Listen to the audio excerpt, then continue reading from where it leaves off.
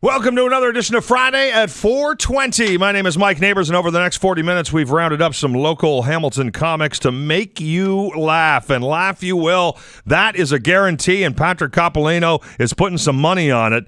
Patrick Coppolino's money back here. If you don't laugh, he'd be happy to give you some money.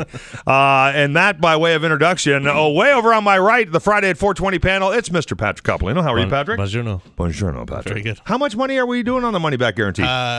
6 cents. 6 cents. 6 cents could be yours. Should we round down? Because they don't make pennies anymore. Maybe just I'm 5. sticking to 6. Well, yeah. Well, you know what? We'll find a penny. Yeah. I've got a jar full at home. We can throw some in. Standing next to Patrick, as he always is, it's my good friend. Manolis Zontanos Tikanis. Manolis Zontanos Tikanis. Take a knee, my friend. Good to see you. Everything good? Yeah. You feeling? I feel alive, yeah. You feel alive? I had a bug, but it's gone, I think. Feel electric? Yeah. What kind of bug? I was like... Is that one of those STIs? I was I was pooing a lot. He's worn out. Yeah. He's worn. Pulled a muscle in his right arm. Had to go left for a while. My right arm's probably the strongest part of my body. I bet you it is. And way over now, he doesn't even want to be here now. Our special guest joining us in the studio, guest comic, Mr. Bob Kerr. How are you, Bob? Oh, I'm good. How are you? You know what? I'm fantastic. It's great to finally get a chance to meet you. Yeah. You are a transplanted Torontonian. You've recently moved to Hamilton. That's right. How long has it been? 6-7 months. 6-7 months? June. It'd be a great opportunity for us to ask the question. Yeah. What's it like to be a new Hamiltonian? Don't oversell the city, Bob. We don't want everyone coming here. It's like You're loving it, right? Yeah, it's fantastic, right? Oh yeah, it's everything I dreamed and more. You guys got Mr. Sub here. Oh, we do. Yes. Which I didn't Several of them. think that was possible. This is where dreams are made. You know? And you're going to make yours right here on Friday at 4:20, my friend. How long have you been doing stand-up comedy, brother? Oh, man. 18 years. 18? You've been at this for a while. Well, I did comedy for 18 years, but I didn't just do stand-up. I did a whole bunch of other stuff. Writing. You've done a bunch of writing? Yeah. What's that? So tell me a little bit about the difference there between being the writer and being the performer, and how you sort of justify the two existences. Well, when I was writing for other people, I would just throw whatever out there. Okay. Yeah. Because you weren't. Because like, I wasn't. If you think this is funny, yeah, right. I mean, they might think something's funny that you wouldn't necessarily do yourself. Whereas when I'm writing for myself, it's a lot more discerning. It's right. Like, can I even do this? Can I stand behind these words? Yeah, I'm not like that. My energy on stage is low medium. Okay. Well, I'm picking that up already on the show here. I'm a mellow dude. Yeah. We're not exactly. It's not fireworks going on, Bob. Well, there is fireworks, but it's just those sparkles. Just very mellow. Very mellow. Bob, it is great to have you with us, and thank you so much for coming in and playing our game with us. For those who don't know how the game is played, it's called Friday at 4:20. We have 12 envelopes. They are official Bell Media envelopes. They say Bell Media right on them because I stole them from work. And there are 12 random topics. The comics do not know the topics ahead of time. They're going to play Plinko with our Plinko board to determine which topic they get. Bob Kerr, you're up first. Get on up there, Plinko, and we will find our first random topic for Friday at 4:20. Manolis is now explaining to Bob Kerr how Plinko works. Bob looks like the kind of guy who's watched The Price is Right. I don't know. I'm just saying. He goes, what else would I do? What number did you get there, Bob? I got 4. Number 4. Bob Kerr, your first topic on Friday at 4:20. Worst thing about being on the road. When you go on the road as a comic, what's the worst part about being on the road? I would probably say being in the car with other comics. Is it? Well, sometimes. I know. You know what? No, but it's funny because I certainly have heard stories. Yeah. There was a time in my life, well, a long time ago, but there was a conversation about going on the road and getting in a van with like 3 other comics and driving across the country, and I was like, "There's no way I could drive with you people." Yeah. Sometimes it's great. If they're especially like your buds or something. Yeah, sure. But sometimes they just put a group of comics together, and then you don't know what you're getting. Yeah, I mean, to be fair, I haven't been on the road that much. Okay. And the stuff that has been mainly solo stuff. So. Okay. So, but if it were, it would be just who you travel with. Depends, It's like, I mean, there's There's some people that are awesome to be around. That goes for regular life too when it comes to traveling, right? I mean, you have to travel. You have to find somebody who's compatible to travel with. Yeah. You don't want to be with that the dude who pees too often, or the dude who wants to go I think do I might crazy. be the dude. Oh, is that okay? All right, Bob. So you and I aren't traveling together. So I don't think people. I think maybe it is. My thing is people dealing with me. Oh, so I okay, feel that's it. Self-conscious about it. You're not really that opposed to the other people. It's that you feel some negative vibes coming back. I think your I'm way. that guy. Yeah. That's excellent. Manolis, worst thing about being on the road, brother. Well, it used to be because I used to have a flip phone, so I never had internet. Like I couldn't use like. Oh, okay, yeah. So you're stuck in hotel rooms and stuff with no internet. And then one time I had a flip phone, and there was no Friday stores around, and I've used too much visual stimulation in my life that I needed. You just need visual stimulation now for me to. I like to pull one off when I go to. To your flip, you can't do it to your flip phone. No, and you can't flip off. No, I want to go to good. bed, and it's the only way I go to bed. So I turned on the TV, and I was watching Girls Gone Wild. It was infomercial. Sure, yeah. I thought that was great. That was good. Yeah. The next thing you know, hotel security calls me and say they need to come through my door to the other room because there was an emergency. I said, okay. And they went through, and all of a sudden they said, oh, no, he's dead. Yeah. In the room next to you. Yeah. Oh, no. Yeah, so that happened. So, dude. Did you finish? Or? No, because I was afraid because... Yeah. I was afraid because if I did, then I'd always feel like I would need that situation to... Oh, no. No, he's stuck in a loop. Oh, no. So... I got a follow-up here. Obvious follow-up question for the listeners. The person staying in the room next to you, yes, who died, yes, you didn't know them. I didn't know them, but I actually pretended that they need because I was like, I heard the guy say, "Oh my God, he's dead." So now I was like, I want to know, I want to see what's going on. Yeah, so I'd be interested too. I just stepped through the two connected doors and looked at them like, "Hey guys, do you need any help?" And then I saw, and the guy was, he was dead. He was dead. What did opiates? Oh no! Yeah. Oh, yeah. It was actually kind of a sad situation. If only he'd turned on Girls Gone Wild. It was actually a sad situation. You have to clarify it, but it was sad. It wasn't like a good opiate overdose. I didn't finish. Doesn't that tell you That it's is a sad situation? That is a sad story, Manolis. Whenever Manolis doesn't finish, it's sad. Listen, here we go. Patrick Coppolino. Worst thing about being on the road, brother? Well, I don't. Compared to a dead guy in the room next to you, that's going to be hard to follow. Everything's pretty good. Yeah. I don't know. Just an annoyance, something that bothered you. You've done some traveling. You did some headlines, some opening for Tom Green. You traveled around. You've done a bunch of shows across Canada. When you get out there, it's like. It's nice at first. I bet when you first get out, it's like kind of cool, right? Oh yeah, I'm still having a lot of fun doing that. This might be a very Manolis answer, but when you're single on the road, there's an enormous pressure to find someone to have sex with. Oh, okay. And when you you could have a great weekend. Yes. Shows could be great. You made some money. You go home if you didn't get laid. Yeah. You feel it was a waste of time. You feel like you didn't completely achieve. And then, exactly, and Bob's totally agreeing over here, by the way. If you don't have internet or a convenience store nearby. Yes. I was on the road one time for 4 weeks, had a girlfriend. We just reconnected. So I thought, oh, maybe I'll marry this girl. Right. So I thought, I'm going to do it. And I didn't cheat on her. Came back, we broke up 2 days later. And I had a handful of opportunities. Oh. And I'm like, You had a handful, brother. All right, Manolis.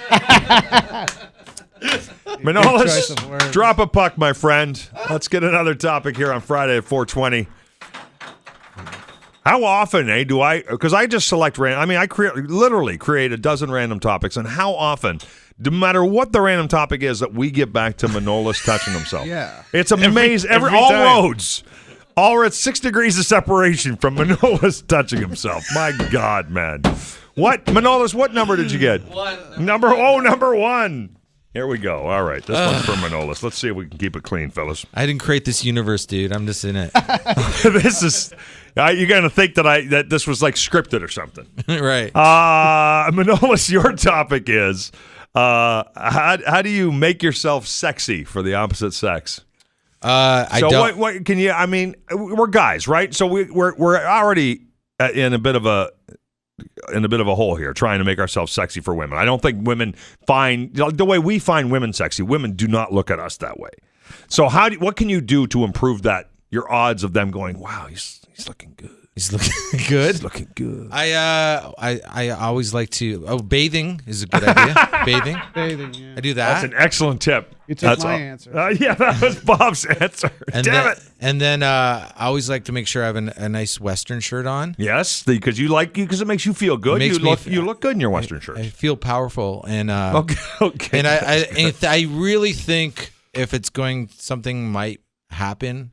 Like if there's a chance, I will do some grooming. Okay. Yes. Yeah.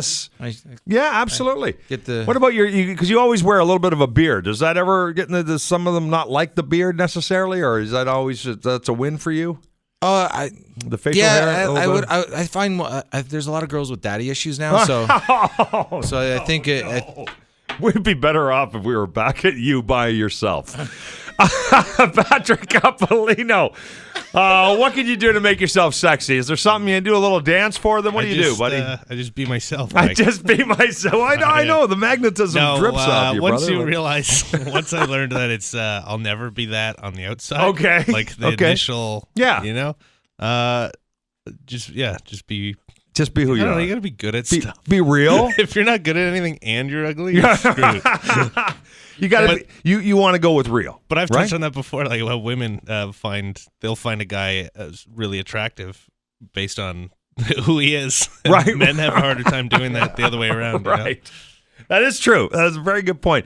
Bob Kerr, already coming at it from obviously. Pretty sexy in your own right, just sort of sitting there. What do you do? Make yourself sexy. Make yourself attractive to the opposite sex. Said it. Dress for the sex you want. Yeah. You know? What is that? What sex are you shooting for right now, Bob? Like the Gimp in Pulp Fiction. Oh, no. Is that going to get edited out? No, I haven't got time to edit. This is going live, brother. Don't worry about you know what? Listen, I've had a girlfriend for 3 years. I still have her. You still have her? That's good.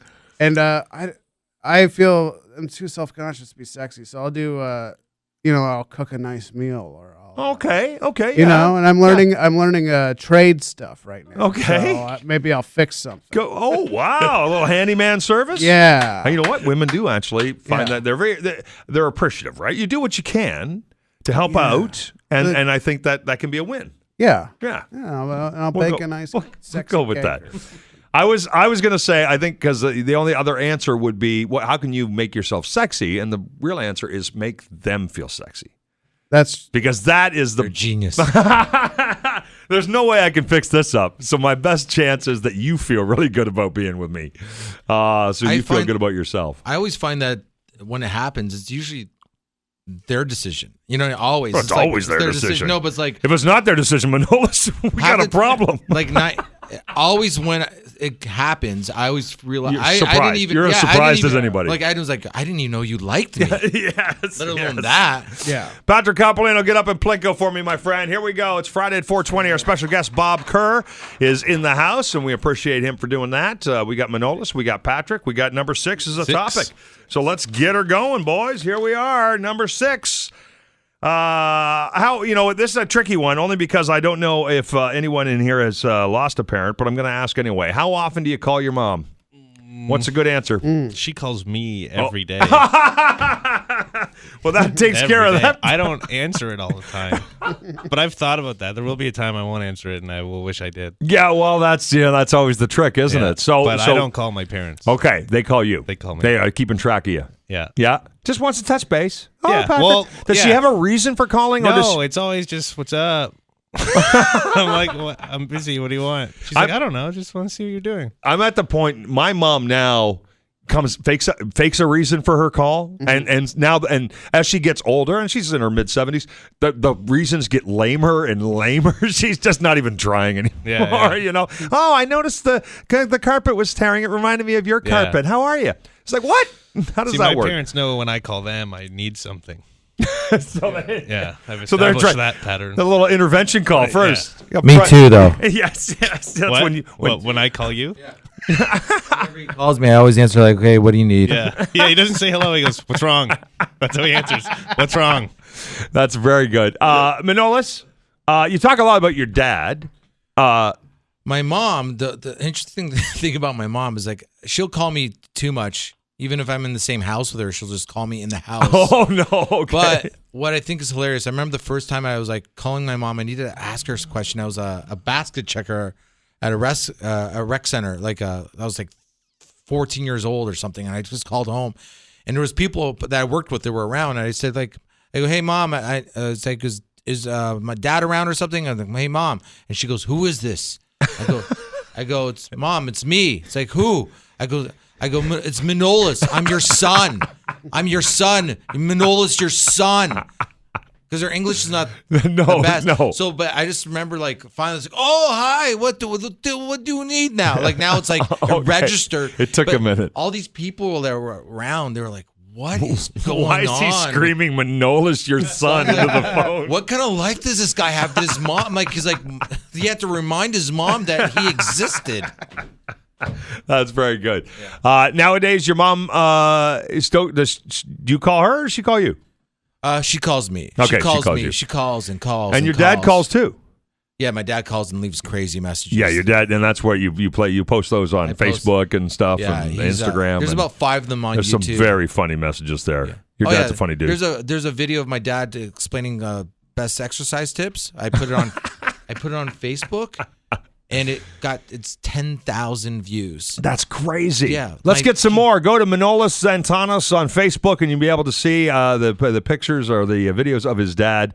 Some very funny stuff. And his career is better than mine. Don't forget to share it when you see something funny online. Bob Kerr? Yeah. Your mom call? No, she doesn't call. No, she doesn't. No. She's left you alone. Yeah, I call. You call her? How often do you call her?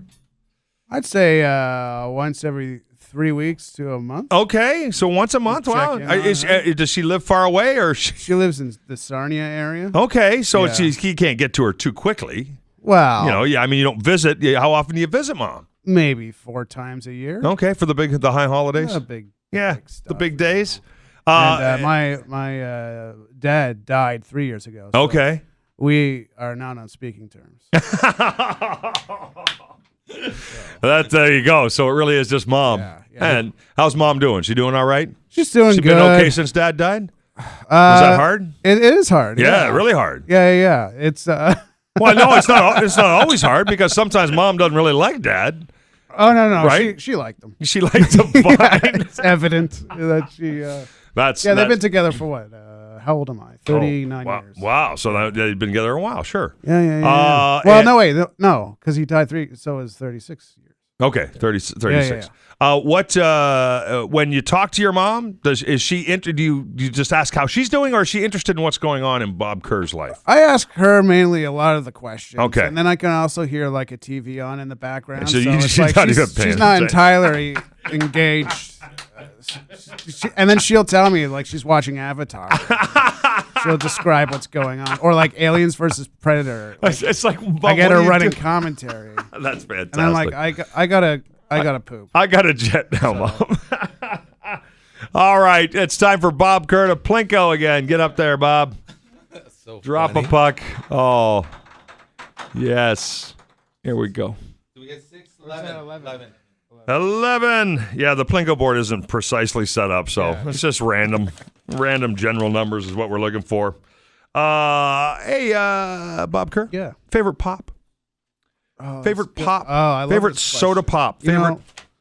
I've recently. It used to be Dr. Pepper, but I've moved on over to. I love Dr. Pepper. Dr. Pepper is still great. Okay. Yeah. Okay. But I've moved over to root beer. A&W root beer? I think Were you going to say that? Yeah, That's the best root beer, man. Root beer is. There's something about A&W root beer that would just blows your mind, right? And even I don't even find the pop bottles with the A&W root beer. That's not the same as getting it at A&W. No. You got to get the out of the soda fountain, right? And yeah, I feel like they put a little something extra in there. I think they do. That's some of the hormones they're not putting in the burgers. That's right. Yeah, it's going in the root beer. So root beer is number 1 right now with you. I'd say that's my jam. Awesome. Manolis, favorite pop? Favorite pop? Yes. I'm just gonna have to go with Coca-Cola. Just not Pepsi? No Coca-Cola. Pepsi. It's got Coca-Cola. It's gotta be Coca-Cola. Coca-Cola? I No. like that. Diet, zero, not zero, just none of straight that. up. Yeah, full sugar. I had a situation. I had a drink. I probably still have a drinking problem, but I was like drinking so much rye and Coke every night that I thought I was gaining weight. I'm like, oh, I'll just go to Diet Coke. And about a month after that, my right foot starting. Yeah, I couldn't. Like, I woke up and I almost had no feeling, and it hurt. Like it was like a stone. You were positive it was the Diet Coke. Well, then I'm like, well, I switched back to Coke, and it went away. It went away. So yeah, I know. It's like this is like the worst house episode. Yes, exactly. So I think like my right foot was full of like, what was that stuff in Diet Coke? Aspartame. I think my right foot was.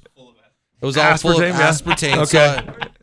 So, is that how it works? It builds up in one spot. Sure. Yeah. Part of your stomach is in your foot, and everybody knows. That's where it lives. You know what? What's funny is a lot of people are warned not to go on the internet and try to figure out what's wrong health wise with you because you get all kinds of misinformation. Manolis doesn't even go there. He's just putting two and two together, baby. Oh yeah. Recently I started drinking Diet Coke and my foot's asleep now. It was in pain. Like it was it was like pins and needles on my right foot. And the only thing I could figure out was like, wait, maybe it's the aspartame. So I just pour the Diet Coke right on my foot, and now it's okay. It's okay now. Patrick Capolino, favorite pop? Depends on my mood. It depends on your mood? Yeah, right now it's ginger ale. Oh, really? You like the ginger ale? Yeah. Canada Dry or Schweppes? Big Canada difference. Dry. Okay. Yeah, Schweppes has got that real gingery flavor. Yeah. I like the Canada Dry, too. But I prefer an iced tea over a carbonated pop. Oh, really? Yeah. Like an ST or something? Or a homemade iced tea like this they serve in the South with no sugar? Oh, no, not that. Okay. That's disgusting. Sweet tea? Sweet tea that's not sweet? Love it. All right, Manolo, it's time for you to plinko as soon as you're done there messaging your girlfriend. And here we go. Friday at 4:20, our special guest, Bob Kerr. Manolo Santanos just picked up topic number 4, which we already had. So you got another number near there? 10. Number 10. Let's do number 10. And Patrick Capolino is also our guest. You can see our friends many, many times on Wednesday nights. They hang out at Levity Comedy Club, downtown Hamilton, King Street, above the Anchor Bar. Manolis goes in there and works on some Wednesday nights. Patrick hosts. It's always a great time, so please check out levitycomedyclub.ca or .com. All right, this is a comedy question, Manolis, and we'll start with you. And I know, and we scratched a little bit of this in past episodes of Friday at 4:20. Okay. Because many people are surprised. I think the question I asked was, what would somebody say is the most surprising thing to find out about you? And it's the fact that you love following politics. I do. Actually. You follow politics all the time. Isn't that amazing? I know, and yet you don't do political humor on stage. Talk to me about political humor, though. I want to ask all you guys. I want to know the ins and outs of political humor as a stand-up comedian, and whether you do it or not. What do you see as the dangers or the upside? What are your feelings about political humor when somebody gets up and tries that at a comedy club? It seems to work better on the TV shows like Trevor Noah and all those guys. Right, Bill Maher and stuff like Bill that. Maher. I mean, those guys just do political humor. Right. But that's the audience that they have ensconced there, right? Stand-up wise, it has to be, I think, as someone watching it, it has to be not dumbed down, but just because a lot of people don't watch. And if I'm not following all the stuff that's going on in Ottawa or in Washington, then you really have to do a lot of explaining before you can drop a good punchline on it. You have to, it has to be written in a certain way where it's almost like you have to almost explain the situation as then tell the joke, but you don't want to explain too much because then the joke's is too long. So my question the question I originally asked was, or I originally wrote out, I didn't ask it, is political humor hard or easy? Harder to do. You think it's harder to do for a stand-up comic? I think if it's done well, the payoff is way better. Can be huge. Yeah. I think I love a comic that does political humor. Yeah, well, especially because you follow it, so you would, you'd get the jokes, right? I think what's amazing to me is like when you watch like all the shows talking about it, you're basically like, because you go, oh my God, this is basically organized crime. What's that? Right? Like how it's like none of like has a lot of similarities, doesn't it? Yeah, like how are these people getting away with some of the things that news you're that they bring to the table and tell you what they do, and you're like, how's this happening? How's like someone like I know it's easy to say, but someone like you go like, okay, perfect example, Bernie Sanders, right? Right. I like the guy, and I'm sure is better than most, but he was supposed to be the Democrat. He was supposed to run as a Democrat, right? Yeah. Well, he could have got the nomination, but they kind of stole it from him, right? It was stolen from him. Like what? I'm like, where are we? Yeah. Like in America, they just like you just got like, oh, if this is the guy. Well, we don't want him to be because Hillary's and so much, but it's all money, right? It's all money. The money's running the show, so. And that's fascinating. That's wild that exists. It's a really like you think like we're watching things that you think like we're supposed to hear about from like 100 years ago, but it's now. Yeah, it's happening right now. So with all the social media and cameras on them, and they're still getting caught with their hand in the cookie jar, and they're allowed to walk away with the cookie. Yeah, it's exactly. Like, what the hell? No, yeah. It's like you don't lose you do something wrong, and you just don't lose your job. And if anything, you become president. Nothing happens. Yeah. Patrick Coppolino, your thoughts on political humor for comedians? And I know you've seen, I'm sure lots of amateurs get up at Levity Comedy Club. Some of them have tried political humor. What are your thoughts on that as a stagecraft? I don't know anything about politics. I know you. So I'll it doesn't laugh at like a good Donald Trump impression or something. Sure. Beyond that, sure. I don't know. And what do you think as far as being a comic? It's like Manola said, it's pretty tricky business. Yeah, I mean, I guess he said you have to dumb it down for people like me who don't. I'm not going to get like weird references or people's names and stuff that are like. Do you need us to explain who Bernie Sanders is? No, I know who Bernie Sanders is. Excellent. But even that stuff, like when Larry David was doing his impression of Bernie and stuff on SNL, I found that funny just because the impression was so good. The context-wise, goes right over some my of the head. jokes were because if you're not in tune and reading all those news articles, Bob Kerr, and you've done a lot of writing, and writing sometimes entails doing some political humor. Have you written political humor? Yeah. Well, I wrote for This Hour's 22 I know you did, and I was thinking that pretty much has some political slant to it. Yeah. Canadian politics, mainly. Yeah. And the thing is, what Manolis is saying is true, is like, especially even for that show where people watch it for the politics, but you have to hold their hand a little bit and say, like, this is what's going on. Now here's the jokes. Right. It's sort of and I know in the world of Joker, I mean sometimes it becomes a timing problem when you've got too much front end, right, to get to the joke, and sometimes it almost feels like you just went way out of your way to get to that joke, and it was a funny joke if you knew the structure, if you knew the news story, but if I have to explain the news story, it's tough, man. It is tough, but the thing is, if you're going to do political humor, the getting people to come your way, right, is not easy. And, it's not inherently relatable like stand-up usually is, because it's talking about, hey, I'm fat. Your life, or you know what I mean? Like car stuff, broke down, stuff that we can relate to. The differences between men and women, that's a hot one right now. It's big right now. Yeah. Excellent. But, like, for example, I mean, like, I find, even when I was writing for 22 minutes, I still, like, would go bend more towards like writing silly stuff that wasn't even political, because I'm also not that entirely interested in politics. I'm very cynical towards politics. Even in Canada, like, I think I love this country, and I think we're pretty good. Yeah. Even politically, like comparatively. Oh man, especially after you've been watching what's going on. I mean, if you compare us to Syria. We really win the day. Yeah, we win the day. But it's kind of boring. Right. The Canadian politics is kind of boring. The other thing I always thought too, and this goes back to, and I know, Manolis and Patrick, we've talked a lot on this show about, building an hour of great material and stuff like that. The part of the problem is politics becomes dated so fast. Like, you can spend a lot of time crafting a really great political joke, but you know what? That was last week's joke, man. I mean, it becomes dated so quickly on you. It's rough. I mean, I don't know how Dennis Miller does it. Is he still doing it? I think he is. Is he? I like Dennis. He's a Republican. I know. I haven't seen Dennis in a long time. What happened to him, dude? He became Republican. Yeah, he was like a dippy hippie, and now he's a Republican. I don't think you. I think it's. Well, I mean, that's good for him because I think it's super hard to be Republican and funny. Right. And that's for me. That might be a blanket statement, but it's not a. Oh yeah, who is Republican in the besides him, if you really think about it, the get her done. But guy. I don't even know if he's funny. I mean, I don't really. Larry the Cable Guy. A lot of the sort of the country side of comedy, right? He's not even. That's a character. Yeah, he's not even a real person. Yeah. Well, but Jeff Foxworthy actually would be considered more Democrat, though. He's yeah, not a real but Republican. I guess here the thing. Some of those Southern comics, maybe, but he could be a Republican as well. But he's not doing Republican comedy. No, he's not. He's doing redneck. No, stuff. yeah, redneck, And which is pretty Republican. What about this Trudeau situation that's happening? Oh no! What are we? Where are you taking us? He's prime minister now. Yeah. Don't forget this isn't. This whole Trudeau. Yeah, he was like, what happened to his dad? What the hell's going on with that? He died. I think he passed away. I think he's Mick Jagger's son.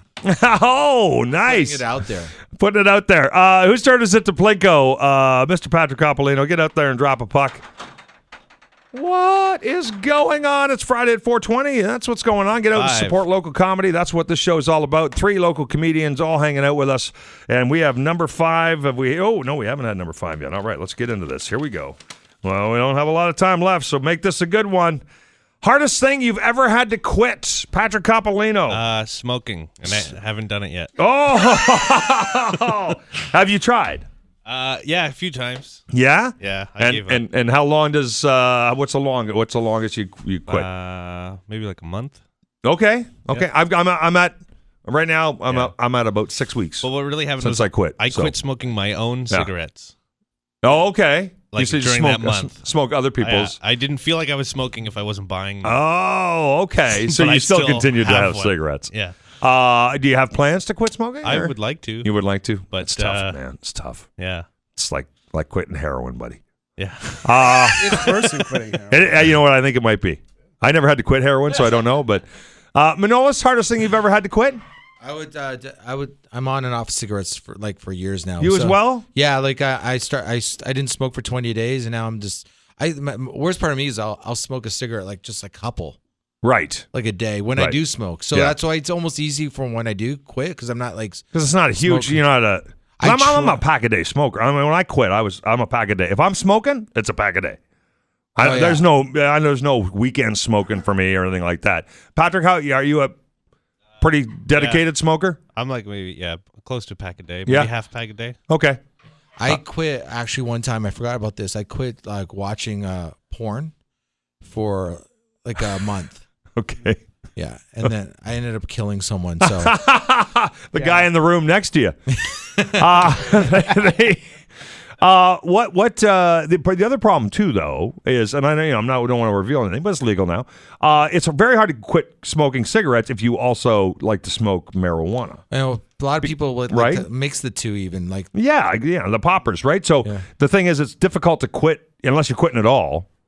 Right. It's pretty hard to give up one without the other. It is because you're still like by doing that after one of those fancy cigarettes. I guess it's legal. It's a joint. After a joint, you kind of like fancy cigarettes. That's how he was going to get it past the law. Yeah. They pulled me over. Hey, fancy pants. Where's your license? Is this place wired? Or? Yeah, exactly. Hey, you wearing a wire, man? I know those guys. They smoke fancy cigarettes. But like, who doesn't like? That's how I started smoking. Actually, well, of course it is. You realize if you had a cigarette after high was going away, you're like, this is going to bring my high up. It's going to bring it back. Bob Kerr, hardest thing you've ever had to quit? It was recent. My girlfriend and I did a Whole30, which is a diet where you it's only for a month, but you give up. You stop eating legumes, which was easy. Sugar, no dairy. Oh my God. No dairy, no wheat. Wow. No food. No food, basically. Yeah. So you're mostly fruit, vegetables. They have a lot of sugar, but those sugars are okay, like natural sugar and fruit. Yeah. Okay, they don't care about that. We could have. You just can't add sugar to stuff. Yeah, you can't have like sugar, no processed foods, nothing like that. And so at what point? I mean, first couple of days, usually quitting anything. The first couple of days, you have some willpower, that kind of thing. How long into the whole 30 before you started just go? I don't know if I can do this. No, it went the other way. It was I would say the first 20 days, I was angry most of the day. And then it actually got. Yeah. And then I started leveling out, and I was just like, I don't need to eat all the garbage that I normally do. Now, when you finished, did you just slowly reintroduce the things you wanted into your diet, or did you just go right back? No, and you know what? This is what happened too, is because my girlfriend, the day before, the last day, the day 30, she said, well, I was just reading the book, and it says that you're supposed to still do it for another 10 days, but slowly reintroduce every group and then take notes. That's not good. Like you have a little bit of legumes with your salad or whatever, and then you say, how does that make you feel? How it affects me. Right. And I said no. I didn't know that. I didn't sign on for that. I didn't sign on for that. And I was like, I had bought a box of Frosted Mini Wheats that I was looking forward to. And I was like, I'm having Frosted Mini Wheats tomorrow. And that's got sugar. That's got wheat. It ruins everything. It has dairy with the milk. I love Mini Wheats too, man. I think essentially I just really kind of counteracted everything. You just blew it all up. Yeah. So that was the hardest thing you've ever had to quit was a lot of those foods. I love garbage. Which one do you think of the foods that you gave up was maybe the one that you would, if you only could go back to one, sugar, wheat, dairy, which was the one that you'd go, this is the one I could not live without? Tough question. I think it's got to be sugar. I love sugar. Sugar? Yeah. What, your A&W root beer and your shredded wheat? Mini shredded wheat? Yeah. I can't. That's some honestly, serious stuff. But sugar is we like as a people are... I have no idea how much sugar we're addicted. Like how much, because we put sugar on things that are already sugared to death. Yeah. And you start realizing how much salt and how much sugar comes in those foods that we love so much. Yeah. And you know what? I know, Patrick, you cook. And when you start preparing, right, you're cooking and you kind of go, this tastes a little bland. I put a box of salt in it. And you go, well, how much salt do I have to put in? Well, I put my daughter loves salad, right? She's always asking for more salad, which is good for a kid. She's 7. Sure. And I'm like, why does she like salad so much? But then I read the ingredients on the dressing. There's a lot of sugar is number one. Yeah. Dressing is salad's unsung hero, my friend. Yeah. Absolutely. It's sugar the dressing. Cotton candy dressing. Oh, yeah, it is. Let me just say this quickly about quitting smoking because so like I said, it's been 6 weeks or something like that. And this is not an ad for it because I'm not getting any money for it. But if you have to quit smoking and you're a hardcore smoker, if you've seen the ads for Nicorette's Quick Mist, which is a little spray bottle of nicotine, and you just shoot 2 shots of it in your mouth, and they say within like 30 seconds, I am telling you, man, this thing is a godsend because when I chew gum or you wear a patch or whatever, and it helps a little bit. You get those moments where you just go, oh my God, I might just punch Manolis in the head. Well, that happens regardless. But when that happens, a couple of shots of this stuff, hey, it's gold, man. It hits you like the heroin that nicotine is, man. So anyway, if somebody wants to quit or is trying to quit, the Quick Mist, I would highly recommend it as a way to take the worst edge off. I thought we were going to discuss sponsors. That's right. We were. Do we get our I am so sorry. You're right. Yes. Okay, you know what? Yes. A year's supply of Quick Mist for both of you. That's how they bought their time onto the show. No, again, I'm not getting any money for it. I just wanted to say because it's a godsend for me quitting this time. It's been way easier this time than previous times I've tried. So that's it. I'm sorry I took up with my Nicorette commercial. That was all we have time for. So sorry about that. That's all right. What do you want to add, buddy? Oh, nothing. You just grabbed the microphone like. Oh, I thought you were doing the things about the goodbye. I was getting ready. You know what? I am going to do the thing. Bob, you don't know about the thing, but here it comes. I'm ready. Bob Kerr. People would love to get out, see you perform. They'd love to follow you and your wittiness on social media. How could they do that, Bob Kerr? Oh, they go on Twitter. Right? You like to tweet, eh? Yeah, well, you 140 character guy? I've been slowing down. Oh, you've been slowing down. And it's 280 now. 280? Yeah. Oh, man. No wonder Trump has so much room there. Oh, yeah. All right. It's at Mr. Bob Kerr, Mr. in the abbreviated form. Okay. And no period. Bob Kerr. No period. Okay. Mr. MR Bob Kerr. Bob Kerr. Okay. That's the safest. And that's my Instagram, too. I barely Instagram shit. You're not. Oh, we almost made it, eh? Yes. I don't think I said it, though. Edit mark at the 39-minute point. Yeah. No, you didn't say it. I didn't hear it. At Mr. Bob Kerr. And also, I'll be around town. You'll be around town. You'll be playing some shows. You'll be hanging out, doing your thing. Love to come out and see you play, man. You're a very funny dude. Manolo Santanos, how do we follow you on social media? Manolo Santanos, and I'm always at Levity on Wednesdays working on jokes, and sometimes on the weekends too. And I just want to say my buddy owns a record store called Into the Abyss on Lock Street, and he sells records. Go check him out. He's my friend. Do we... I'm not getting paid for that either. Do we approve that ad, Patrick? Are we? He's always throwing these. You got weird, something you want to plug there, Patrick? Anyway, you know what? Into the Abyss. Abyss. Some money. Our favorite record store, Into the Abyss. On Lock. Don't forget on Lock Street. There's another Into the Abyss on another road that we should worry about confusion. Just in my mind. Okay, Patrick Coppolino, how do we follow you on social media when we're not hanging out with you at Levity Comedy Club? Remember, Levity Comedy Club, downtown Hamilton, above the Anchor Bar. Visit levitycomedyclub.ca or .com. Find out about the shows. I got some great shows Thursday, Friday, Saturday, two shows. Wednesday nights, our friends are all there. A lot of the people you hear on the show are there on Wednesday nights. And Monday nights is trivia night. Yes. So when you're not hanging out at Levity... We actually do comedy at trivia night now, too. Oh, a little bit of comedy thrown in. We started this week. It was actually really awesome. Oh, that's cool. Because they're not expecting it for one, so it was cool. But it is a comedy club, so it's set up for it. But also, I realized they're great comedy audiences because they understand the references. Oh, totally, right? They're trivia freaks. Like nerds. So, awesome. Excellent. So that's levitycomedyclub.ca or .com to find out more. And how do we follow you on social media, my friend? At Mace Galone. At Mace Galone. All right. Bob Kerr, thank you so much, brother. I hope you'll come back and do the show again sometime. In the meantime, thank you for listening. And remember, please get out, support local comedy in the Hamilton and surrounding area. We would certainly appreciate that. And until we get a chance to talk to you again in 7 days, have an awesome weekend.